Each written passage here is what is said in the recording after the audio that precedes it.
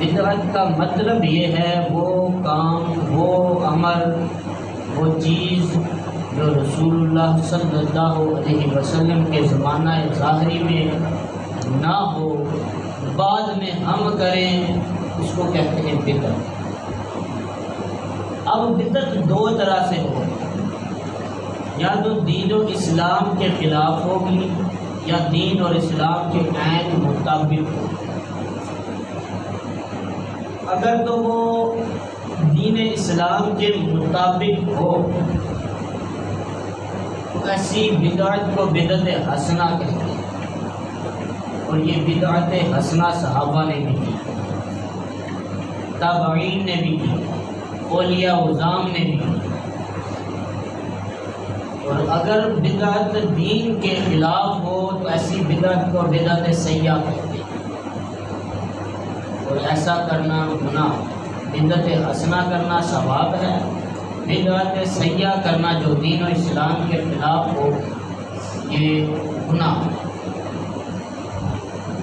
نبی کریم صلی اللہ علیہ وآلہ وسلم نے ارشاد فرمایا، یہاں پہ بدعت حسنہ اور بدعت سیاح کرنا۔ حضور فرماتے ہیں کہ اگر کسی نے کوئی دین میں نیا کام ایجاد کیا، شروع کیا جو دین میں نفع بخش، اچھا، حضور فرماتے ہیں اس نئے کام کرنے والے کو ثواب ملے گا، اس بدعت کرنے والے کو ثواب ملے گا۔ اور پھر فرمایا جو اس پہ عمل کرے گا وہ اچھے کام کے اندر، ایک بندے نے اچھا کام کر دیا، جس نے عمل کیا ان کا ثواب بھی اسے ملے گا۔ مثال کے طور پہ تراویح کی نماز ہم باجماعت ادا کرتے ہیں، زمانہ ظاہر مصطفیٰ میں یہ ایسا نہیں تھا، یہ تو حضرت عمر فاروق کے زمانے میں ہوا۔ حضرت عمر فاروق نے یہ ایجاد کیا، جو جماعت کو ایک ترتیب دی، لوگوں کو اکٹھا کر کے جمع کر کے جماعت قائم کی۔ اب جتنے بھی لوگ جماعت کے ساتھ نماز تراویح پڑھیں گے ان کا ثواب تو ملے گا، لیکن حضرت عمر فاروق کو بھی ملے گا، کیونکہ یہ بدعت حضرت عمر فاروق نے شروع کی ہے۔ اور پھر فرمایا کہ کتنی اچھی بدعت ہے، حضرت عمر فاروق فرمایا کتنی اچھی بدعت ہے۔ یہ کام صحابی رسول حضرت عمر فاروق نے کیا۔ اب دوسرا حضور فرماتے ہیں جس نے کوئی ایسا برا کام اسلام میں ایجاد کیا، یعنی کہ دین و اسلام کے خلاف، اس کو اس کا گناہ ملے گا، اور ان کا گناہ بھی ملے گا جس نے اس پہ عمل کیا۔ جس نے اس گناہ والے کام پہ عمل کیا، وہ گناہ جس نے پہلے ایجاد کیا، شروع کیا، اس کو بھی گناہ ملے گا۔ جن لوگوں نے پیروی کی انہیں اپنا اپنا گناہ ملے گا، لیکن جس کی وجہ سے وہ گناہ کر رہے ہیں اس کو ان سب کا ملے گا۔ مثال کے طور پہ یہ ہمارے پاس موبائل ہے، ہم موبائل پہ ایک اسٹیٹس لگاتے ہیں، اسٹیٹس کے اندر اچھی بات ہوتی ہے، کسی علماء کا بیان، پھر نماز کے بارے میں، اسلام جو سنے گا اس کا ثواب ملے گا۔ اسٹیٹس لگانے والے، ویڈیو اپلوڈ کرنے والے، اگر 100 بندے نے سنا وہ ویڈیو جو ہم نے یوٹیوب پہ اچھی اپلوڈ کی، 100 بندے نے سنی، 100 بندے کا ثواب ملا۔ اگر وہی اسٹیٹس، وہی ویڈیو ہم نے فیس بک، یوٹیوب یا واٹس ایپ پہ اپلوڈ کی جس کے اندر میوزک ہے، گانا ہے، فحاشی، اس کا گناہ ملے گا۔ اور پھر ان لوگوں کا بھی گناہ ملے گا جن لوگوں نے اس ویڈیو کو دیکھا، یہ وہ گانا سنا جس نے، ہم نے موبائل پہ تو بڑی آسانی سے اسٹیٹس لگا دیا، اگر 10 20 30 لوگوں نے وہ اسٹیٹس دیکھا، وہ گانا سنا، وہ میوزک سنا، وہ فحاشی دیکھی، تو وہ 30 لوگوں نے اگر وہ دیکھا، 30 لوگوں کا گناہ، 30 لوگوں کا گناہ اس کو لگانے والے کو ملے گا۔ آج کل دور ایسے اس بات کو ہم گناہ سمجھتے ہیں، فیس بک پہ ایسے اپلوڈ کرتے ہیں مسلمان ہونے کے باوجود، گانے، فحاشی ویڈیو، ہم نے یوٹیوب اسٹیٹس، پھر یوٹیوب پہ، پھر واٹس ایپ اسٹیٹس، ہر جگہ پہ. ہم کبھی یہ سوچتے نہیں یار کتنے لوگوں نے دیکھا ہوگا، اگر مثال کے طور پہ ہمارا وہ اسٹیٹس کاپی کر کے کوئی اور لگاتا ہے، اس کے 100 بندوں نے دیکھا، تو وہ بھی گناہ ہمارے زمرے میں آئے گا. یہ اگر چلتا رہا تو وہ گناہ ملتا رہے گا. وہ سٹارٹ کرنے والے کو، آغاز کرنے والے کو، اگر اسی نے اچھی ویڈیو اپلوڈ کی ہوگی، اگر وہ چلتی رہی دنیا بھر میں اس کی وجہ سے، تو اس کو نیکیوں کے انبار لگ گئے، نیکیاں ملیں گی. حضرات محترم، یہ جو طریقہ کار ہے، ہم ختم شریف کرتے ہیں، یہ کٹھے جمعہ ہو گئی کل شریف پہ جمع کے ختم شریف پڑھا، یہ اتنے قرآن پاک ہو گئے، جناب ان کا ثواب بھی پہنچانا ہے، اتنے ختم قرآن ہوئے ہیں. یہ رسول اللہ نے تو نہیں کیا تھا، تو پھر یہ بدعت ہوئی. اب بدعت کون سی ہے؟ بدعت حسنہ.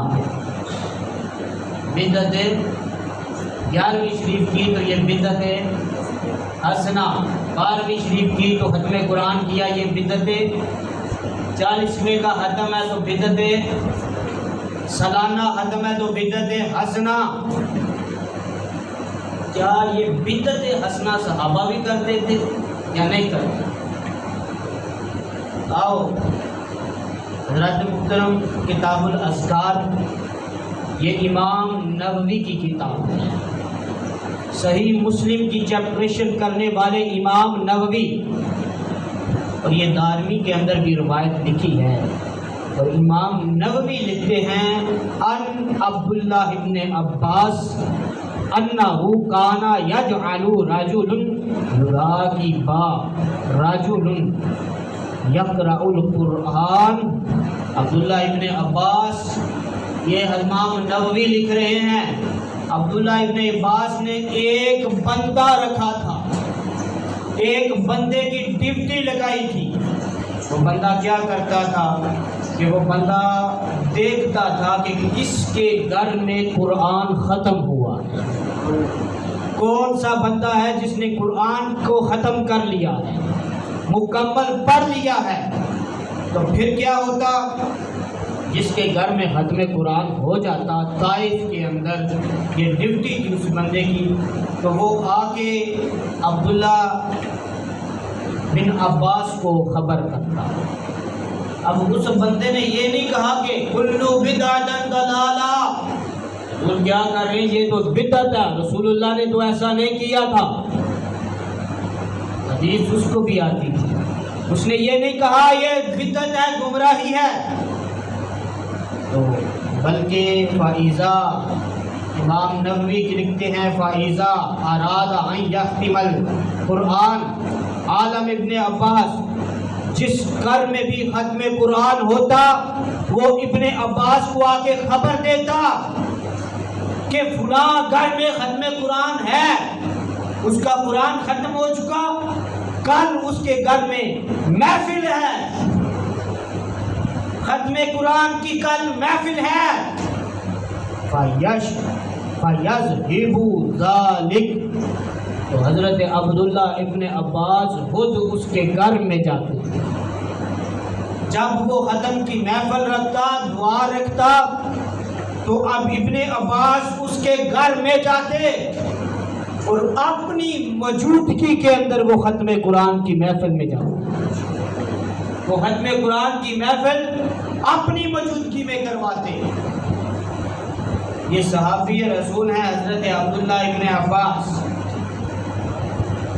جی اس بات کا حکم قرآن نے تو نہیں دیا کہ جس گھر میں ختم قرآن ہو اس گھر میں جاؤ، بلکہ ڈپلیٹ گائے دیکھو کس گھر میں ختم قرآن ہوتا ہے، بتاؤ آ کے مجھے. حدیث میں حکم تو نہیں آیا. حضرت ابو بکر صدیق نے اپنے زمانے میں نہیں کیا، حضرت عمر فاروق نے تو نہیں کیا، حضرت عثمان غنی نے تو نہیں کیا، مولا مشکل کشا شیر خدا نے تو نہیں کیا.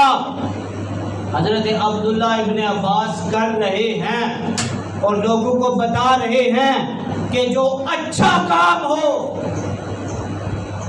وہ کرنا بدعت حسنہ ہے. پھر دارمی شریف کی روایت ہے، حافظ ابن کثیر نے اپنی کتاب فضائل القرآن میں اور طبرانی کبیر میں بھی یہ حدیث ہے، اور شعب الایمان میں بھی حدیث ہے، مجمع الزوائد میں بھی حدیث ہے۔ مجمع الزوائد کی جلد نمبر 7 اور حدیث نمبر 11713 ہے۔ حضرت ثابت البنانی آپ یہ روایت کرتے ہیں کہ انس ابن مالک کانا اذا ختم القرآن جمع اہلہ وولدہ فدعا لہم۔ یہ انس بن مالک وہ کام کر دینا پہ جڑے آج سننی اسی سارے کر دیں۔ کون؟ انس بن مالک 10 سال رسول اللہ صلی اللہ علیہ وسلم کی خدمت کرنے والے انس بن مالک، 10 سال مصطفیٰ کی صحبت میں رہنے والے انس بن مالک عام صحابی نہیں ہے۔ 10 سال جنہوں نے حضور کے ساتھ رہے ہوں، 10 سال وہ انس بن مالک۔ جب ختم قرآن ہوتا ہے، اذا ختم القرآن جمع اہلہ، وہ قرآن ختم کرتے، جب ختم ہو جاتا تو اہلہ اپنے اہل والوں کو یعنی رشتہ داروں کو بلاتے، جمع کرتے، پھر کیا کرتے؟ وولدہ، اپنے بچوں کو بھی جمع کرتے، اپنے رشتہ داروں کٹھیاں کر دے، وولدہ اپنے بچیاں کٹھیاں کر دے، ان سب کو جمع کر کے پھر کیا کرتے؟ ان کا ختم قرآن ہوا ہے، میں نے قرآن ختم کر لیا ہے، اب جمع ہو کے سارے فدعا لہم، سارے مل کے دعا کرتے، سارے جمع ہو کے دعا کرتے۔ اب کل شریف پہ قرآن پاک ختم کر کے 10ویں پہ 40ویں پہ 11ویں شریف پہ قرآن پاک ختم کر کے سب کو جمع کر کے دعا مانگنا، یہ حضور کے صحبت یافتہ صحابی انس بن مالک کی سنت ہے۔ کوئی عام صحابی نہیں، 10 سال حضور کی خدمت کرنے والے صحابی ہیں، یہ ان کا طریقہ ہے۔ قرآن پاک، وہ صحابہ قرآن پاک جب بھی ختم ہوتا تو محفل کر دیتے، جب بھی ختم ہوتا تو اجتماع کر لیتے، جمع ہو کے دعا مانگتے۔ لیکن ہم نے صرف مخصوص دن رکھے ہوئے تھا، کل شریف ہے، 40ویں ہے، 11ویں شریف ہے، بلکہ یہ صحابہ کا عمل بتا رہا ہے کہ ہمیشہ کرنا چاہیے، صرف ان مقامات پہ ہی نہیں، جب موقع ملے، جب بھی ختم قرآن ہو تو ختم قرآن کی محفل سجا دیں۔ انس بن مالک ایسا کرتے۔ اب برادری کو بلانا، برادری کو بلانا، پھر دعا کرنا، یہ انس بن مالک کی سنت ہے۔ تو طریقہ بدل گیا، حضور کے زمانہ میں بھی ختم قرآن ہوتا تھا، صحابہ قرآن ختم کرتے تھے، لیکن انس بن مالک اور باقی صحابہ نے یہ ایک اضافہ کر دیا، لوگوں کو جمع کر کے دعا کرنے کا طریقہ تھوڑا سا بدل دیا۔ اصل وہی ہے جو زمانہ ظاہر رسول میں ہوتا تھا، ختم قرآن تو ہوتا تھا وہاں، لیکن یہ دعا کا سلسلہ طریقہ تھوڑا سا ڈیفرنٹ کر دیا، بدل دیا۔ تو بتا دیا کہ طریقہ بدلنا اگر شریعت کے خلاف نہ ہو تو جائز ہے۔ تو پھر کیا ہوا؟ کسی نے کل شریف پر ختم قرآن کی محفل رکھ دی، 10ویں پہ 40ویں پہ 11ویں پہ، تو کیا ہوا؟ ذکر مصطفیٰ تو وہی ہے جو حضور کے زمانہ میں بھی ہوتا تھا، حضرت حسان بن ثابت تو نعت پڑھتے تھے۔ کیا ہوا؟ کسی نے میلاد شریف پہ جناب اہتمام کر کے جو لنگر کا بھی انتظام کر دیا۔ اصل وہی ہے ذکر مصطفیٰ، لیکن طریقہ تھوڑا سا بدل گیا، اور طریقہ تو ہر دور میں بدلا گیا، لیکن مسجد کا طریقہ ہم نے نقشے بدل کے رکھ دیا ہے۔ حضور نے مینار لگائے تھے جو آج ہر مکتبہ فکر کا بندہ لگاتا ہے، نہ ایک نہ چار، حضور نے تو نہیں لگائے تھے۔ یہ محراب جس کے اندر امام کھڑا ہے، ممبر ہے، یہ ایسا حضور نے تو نہیں بنایا تھا، بلکہ ممبر بھی پہلی صف میں ہوتا تھا، مصلی پہلی صف والی جگہ پہ ہوتا تھا امام کا۔ آج یہ طریقہ بدل گیا ہے، اصل وہی ہے۔ حضور کے زمانے میں بس ایک نشان ہوتا تھا، یہ محراب والی جگہ ہے، سینٹر، لیکن آج وہ نشان کمرے کی صورت میں بدل چکا ہے۔ اور جو ایسے علم لوگ ہیں نا، انہوں نے کہا جو چیز محراب مخصوص کر دیا گیا نا، مسجد کے اندر جو محراب مخصوص کیا ہے، یہ مسجد کا حصہ نہیں ہے۔ مسجد کا حصہ تب ہے اگر یہ مسجد کے لیے لوگ، کسی نے کہا یہ بھی مسجد ہے تو مسجد ہے، اگر محراب کے لیے مخصوص کر دیا گیا یہ مسجد کا حصہ نہیں ہے۔ تو رسول اللہ کے زمانے میں ایسا تو نہیں تھا، امام جس جگہ پہ ہوتا تھا، ممبر جس جگہ پہ ہوتا تھا، وہ تو مسجد کا حصہ ہوتا تھا۔ یعنی طریقہ کار بدل دیا، اصل وہی ہے۔ حضرت محترم تیسری حدیث فضائل القرآن امام قاسم ابن سلام کی، اور ایک اور فضائل القرآن امام محمد بن جریش کی۔ قال عبداللہ ابن مسعود من ختم القرآن فلہ دعوی مستجاب۔ حضرت عبداللہ ابن مسعود ہیں، وہ فرماتے ہیں ختم قرآن کے وقت رب دعاؤں کو قبول کرتا ہے۔ جب قرآن ختم ہو جائے پھر بندہ دعا کرے، رب دعا کو قبول کرتا ہے۔ اب پتہ چلا ختم والی دعا قبول ہوتی ہے، یہ عبداللہ ابن مسعود فرما رہے ہیں ختم والی دعا قبول ہوتی ہے۔ فَقَانَ عَبْدُ اللَّهِ إِذَا خَتَمَ الْقُرْآنَ جَمَعَ أَهْلَهُ ثُمَّ دُعَاءَ وَأَمَّنَ عَلَى دُعَائِهِ۔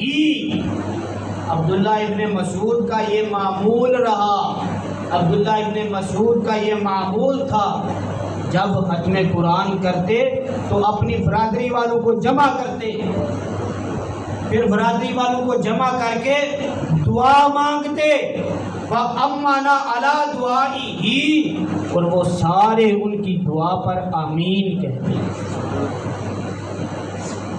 اب کون عبداللہ ابن مسعود؟ یہ کوئی عام صحابی ہے؟ حضور نے فرمایا میری امت کے لیے جن باتوں پہ میرا عبداللہ ابن مسعود راضی ہے میں بھی راضی ہوں۔ یہ حضور فرما رہے ہیں میری امت کے لیے جن باتوں پہ عبداللہ ابن مسعود راضی ہے، حضور فرماتے ہیں میں بھی راضی۔ گویا کہ ختم قرآن پہ لوگوں کو جمع کر کے دعا کرنا، عبداللہ ابن مسعود راضی، سنی بھی راضی، مصطفیٰ بھی راضی۔ یہ ختم قرآن پہ دعا کرنا، چاہے وہ کل شریف کا موقع ہو، 10ویں کا موقع ہو، 40ویں کا ہو، 11ویں شریف کا ہو، یا اس کے علاوہ کوئی بھی موقع ہو، جب بھی ختم قرآن ہو لوگوں کو جمع کرنا پھر دعا مانگنا، اس بات پہ عبداللہ ابن مسعود بھی راضی، سنی بھی راضی، جن باتوں پہ عبداللہ ابن مسعود راضی پھر مصطفیٰ بھی راضی، مصطفیٰ بھی راضی۔ حضرات محترم، ہم چونکہ حنفی ہیں اور جو ہمارا سلسلہ ہے امام اعظم ابو حنیفہ کا، وہ بھی حضرت عبداللہ ابن مسعود سے جا کے ملتا، عبداللہ ابن مسعود سے جا کر ملتا۔ اب یہ کام جو حضرت انس بن مالک نے کیا، عبداللہ ابن عباس نے کیا، یہ کام جو حضرت عبداللہ ابن مسعود نے کیا، یہ 3 صحابہ جن کے بارے میں نے سنائی روایتیں، جو ان لوگوں نے جو کام کیا یہ صحابہ نے کیا، کیا یہ قرآن میں آیا ایسا کرو؟ نہیں آیا، قرآن میں نہیں آیا۔ حضور نے فرمایا ایسا کرو؟ حضور نے تو نہیں فرمایا۔ ابو بکر صدیق نے ایسا کیا؟ نہیں کیا۔ عمر فاروق نے ایسا کیا؟ نہیں کیا۔ عثمان غنی نے ایسا کیا؟ نہیں کیا۔ مولا علی نے ایسا نہیں کیا۔ صحابی رسول حضرت عبداللہ ابن مسعود کر رہے ہیں، عبداللہ ابن عباس کر رہے ہیں، انس بن مالک کر رہے ہیں، بتا رہے ہیں طریقہ ہی بدلا ہے۔ ختم قرآن اصل وہی ہے، حضور کے دور میں بھی ہوتا تھا، آج طریقہ تھوڑا سا بدل دیا ہے۔ امام نووی نے کتاب الاذکار میں ایک روایت لکھی ہے، حکم بن قتیبہ یہ ایک تابعی ہے، تابعی اسے کہتے ہیں جنہوں نے صحابہ سے دین سیکھا، جنہاں صحابہ کو دین سیکھا وہ تابعی کہتے ہیں۔ وہ تابعی ارسالے تو بڑے دور سارے بڑے افضل تھے، بڑے اعلیٰ ہوئے۔ حکم بن قتیبہ قال حکم بن قتیبہ ارسل الیہ مجاہد و عبادہ فقال لأن اردنا ان نختم القرآن۔ حکم بن قتیبہ کہتے ہیں میرے کول پیغام بھیجا ایک مجاہد اور عبادہ نے، ان دونوں نے، یہ مجاہد اور عبادہ یہ بھی تابعی ہیں، حکم بن قتیبہ بھی تابعی ہیں، یہ تینوں تابعین ہیں۔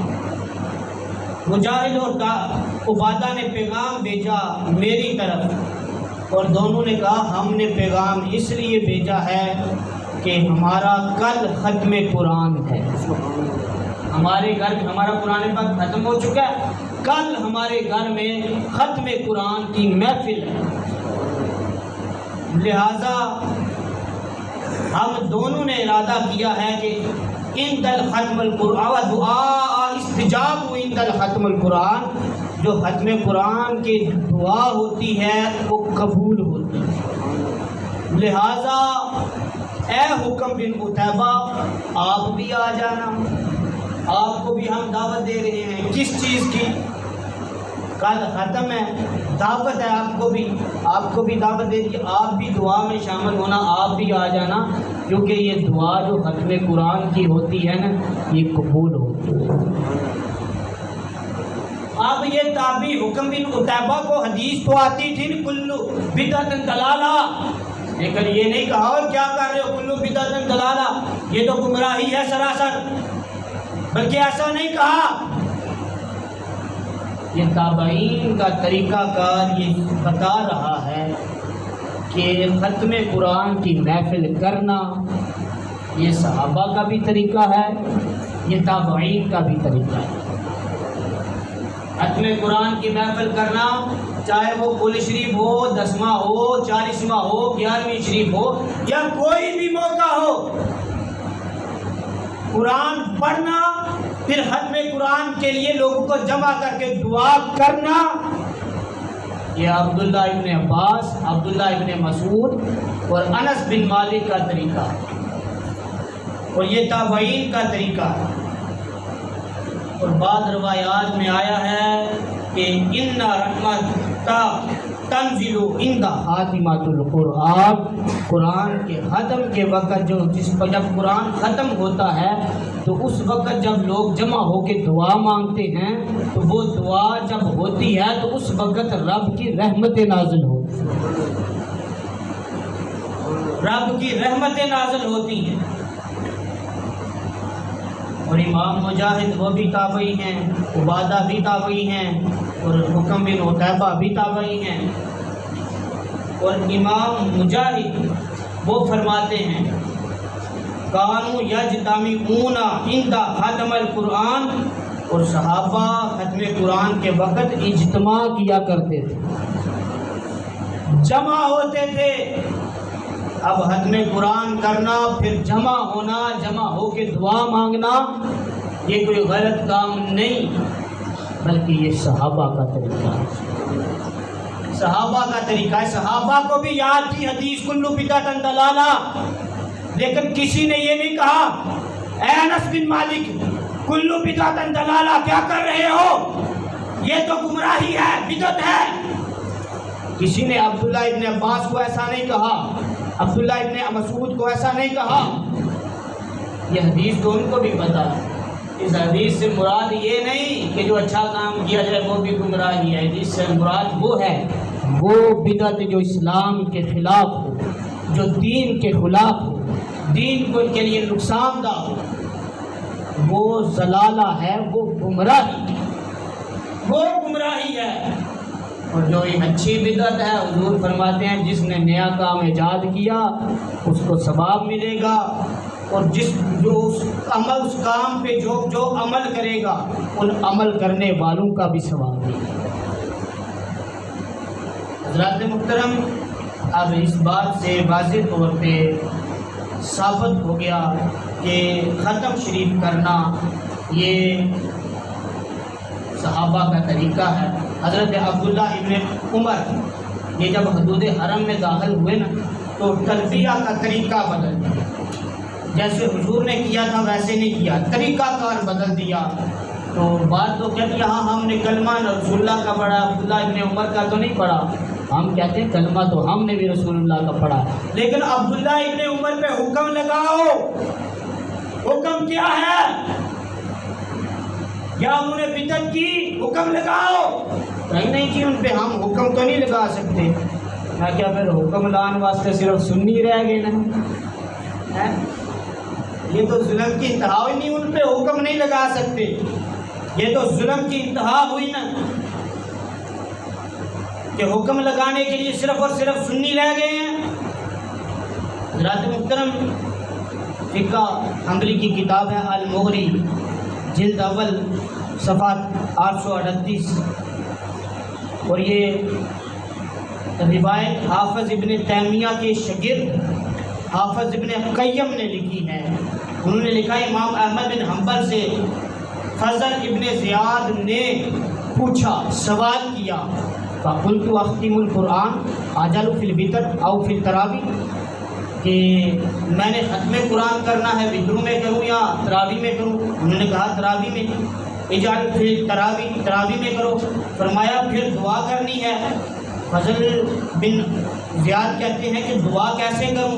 فقال احمد بن حنبل اذا فرغت من آخر القرآن، فرمایا جب قرآن پڑھ دو فارغ ہو جاؤ تو پھر فرمایا فَأَيْدَيْكَ فِي الدُّعَاءِ قبل الرکوع، دعا کرنے کا طریقہ یہ ہے کہ جب آخری رکعت میں ہو تراویح کی، ختم قرآن ہو جائے تو رکوع سے پہلے اپنے ہاتھ اٹھا لو۔ یہ امام احمد بن حنبل بتا رہے ہیں، فقہ کے امام۔ ہم چونکہ حنفی ہے، ہمارا طریقہ وہ نہیں ہے، نہ تو یہ رسول اللہ نے کیا، نہ ابو بکر صدیق نے، نہ عمر نے۔ ان سے پوچھا گیا حضور آپ نے یہ جو طریقہ بتایا ہے یہ کہاں سے لیا ہے؟ تو امام احمد بن حنبل کہتے ہیں رأیت اہل مکہ یفعلونہ، میں نے مکہ والوں کو ایسے کرتے ہوئے دیکھا ہے۔ تو آج بھی سعودیہ کے اندر، چونکہ وہاں زیادہ حنبلی ہیں، تو وہاں ہاتھ اٹھا کے نماز کے اندر آخری تراویح میں دعا مانگی جاتی ہے۔ اب یہ طریقہ رسول اللہ نے نہیں کیا، ابو بکر صدیق نے نہیں کیا، حضرت عمر نے نہیں کیا، حضرت عثمان غنی کے دور میں نہیں ہوا، مولا کائنات شیر خدا کے دور میں نہیں ہوا۔